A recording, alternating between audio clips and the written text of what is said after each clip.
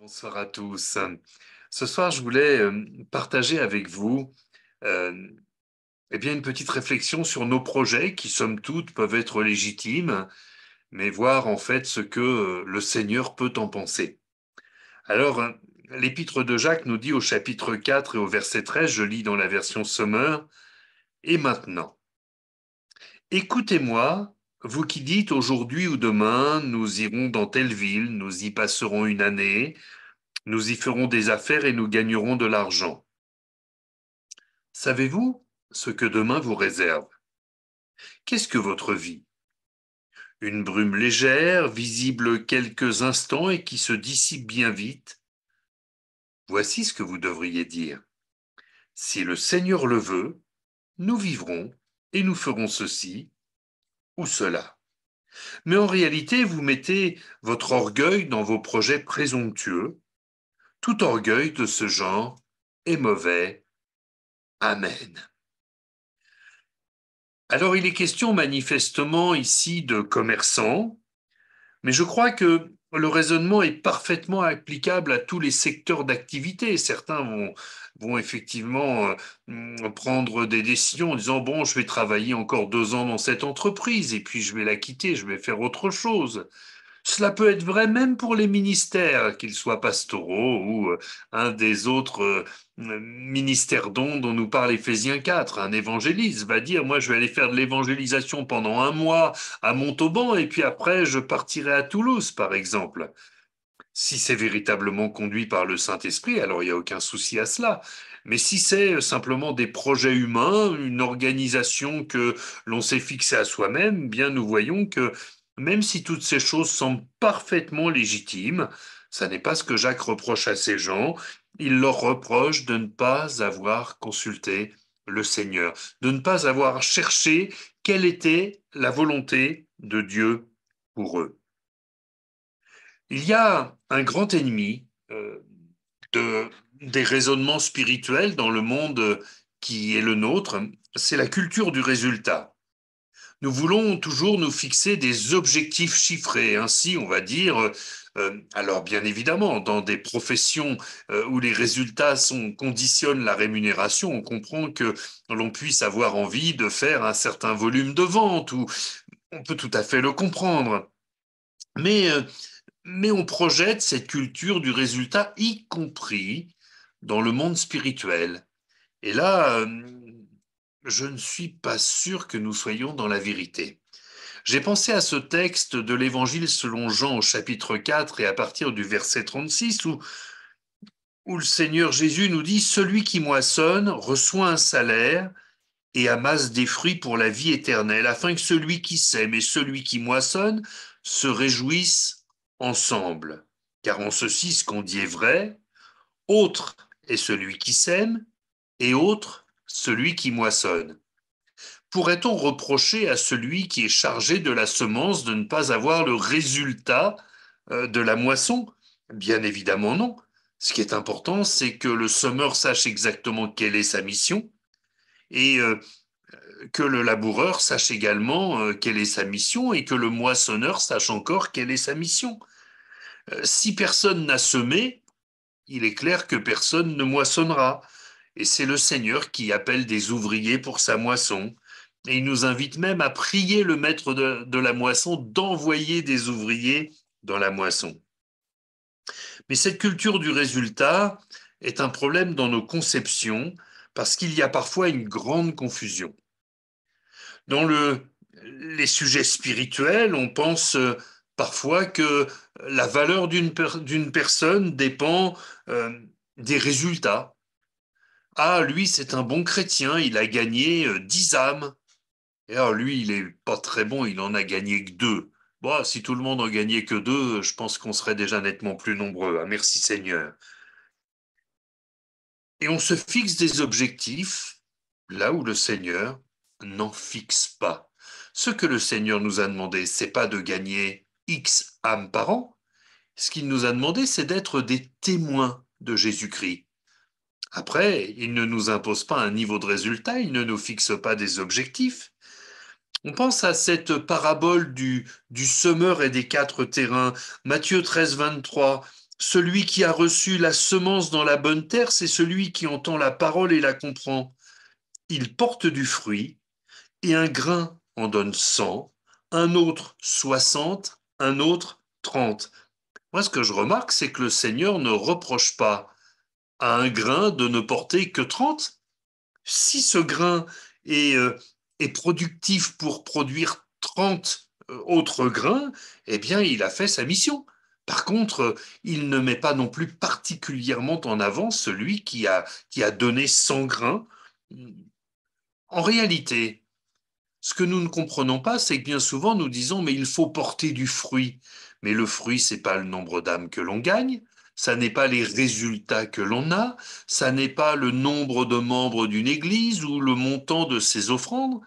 Le fruit que nous sommes appelés à porter, eh bien, c'est le fruit de l'esprit, l'amour, la joie, la paix, la patience, la bonté, la bienveillance, la douceur, la fidélité, la maîtrise de soi. C'est ça le fruit que nous sommes appelés à porter. Les fruits quantitatifs, ça n'est pas ce que le Seigneur nous demande.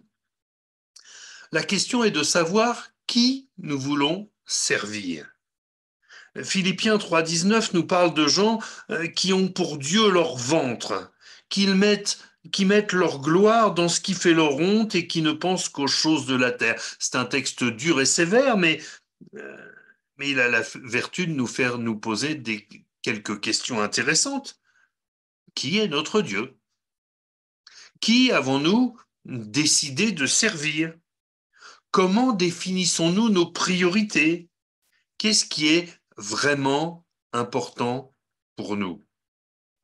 C'est légitime de nous fixer des objectifs par rapport à notre famille, peut-être par rapport à nos loisirs, par rapport à notre métier, mais, euh, mais si ces choses doivent passer devant le Seigneur, nous sommes dans l'erreur. Nous sommes dans cette culture du résultat qui est destructrice, qui ne nous fait pas mettre les bonnes priorités là où elles sont véritablement. Luc 14, 26 en version Sommer nous dit, si quelqu'un vient à moi et n'est pas prêt à renoncer à son père, sa mère, sa femme, ses enfants, ses frères, ses sœurs, et même à sa propre vie, il ne peut pas être mon disciple. Voyons que nous avons à choisir de manière équilibrée nos priorités, mais notre priorité, c'est le Seigneur. Souvenons-nous de ce texte qui nous dit que si nous cherchons premièrement le royaume de Dieu et sa justice, alors tout le reste nous est donné par-dessus. Il ne s'agit pas de négliger le reste, il ne s'agit pas de le mépriser, mais de choisir habilement, eh bien, nos priorités. J'ai pensé à cette femme dont le livre des Actes des Apôtres nous parle, Lydie, marchande de pourpre, de la ville de Thyatire. C'était une femme qui craignait Dieu, et quand Paul a prêché, elle écoutait, et le Seigneur lui a ouvert le cœur. Si bien que quand elle a été baptisée, elle et sa famille, elle a voulu mettre tout à disposition du Seigneur. Et elle a pressé Paul et son équipe pastorale de venir s'installer dans sa maison. Elle vient tout juste de s'engager avec le Seigneur, mais elle veut tout donner au Seigneur. C'est sa priorité. Elle ne met pas d'objectifs chiffrés, elle ne met pas cette culture du résultat en avant, non. Elle veut juste aimer comme le Seigneur aime, donner comme le Seigneur donne. Alors sa famille, sa maison, son commerce sont à partir de ce moment-là au service de l'œuvre de Dieu. Ces choses ne sont plus des objectifs pour elle, ce sont des moyens pour servir le maître. En conclusion, je voudrais vous lire très rapidement quelques mots du pasteur Chehan, évangéliste et missionnaire, président d'une église en Californie et cofondateur d'une mission mondiale, donc d'un mouvement qui travaille à l'ouverture, à l'implantation d'églises un peu partout dans le monde. Et voici ce que nous dit ce pasteur. Il nous dit, la plupart du temps, nous faisons nos plans et demandons à Dieu de les bénir. Mieux vaut découvrir quels sont ses plans et tout faire pour les exécuter. J'aime dire qu'il s'agit de discerner et non d'organiser. Quand nous nous attendons à lui, il nous révèle sa volonté, il nous montre ce qu'il fait. Nous nous contentons ensuite de le reconnaître, de le bénir et de suivre dans l'obéissance. Quand nous agissons ainsi, je me suis aperçu qu'il en fait toujours plus. Voilà un encouragement qu'il nous faut entendre, je crois, et appliquer à nos vies.